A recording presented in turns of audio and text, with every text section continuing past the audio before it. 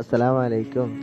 തഴവ ഉസ്താദ് അവിടുത്തെ ഭാര്യയോട് എഴുതിയ കത്തിൽ അടുത്ത വരിയെ കാണാം.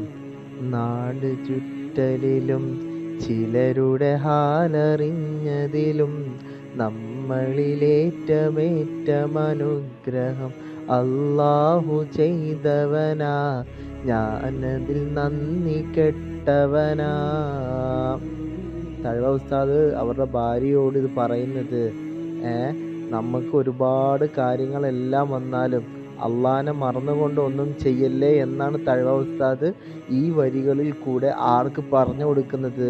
തഴവ ഉസ്താദിൻ്റെ ഭാര്യയ്ക്ക് പറഞ്ഞു കൊടുക്കുന്നത്. എന്നിട്ട് തഴവ ഉസ്താദ് അടുത്ത വരിയിൽ പാടുന്നത് കാണാം. ചോറ് കളയരുതേ, വിളമ്പി നിലത്ത് പൊഴിയരുതേ, ഒരു മണി അരിക്ക് പെരിയവൻ കൊടുത്ത പദവിയും മഹത്വമേറിയതാ, ശിഫയത് മുഴുക്കയാക്കിയതാ.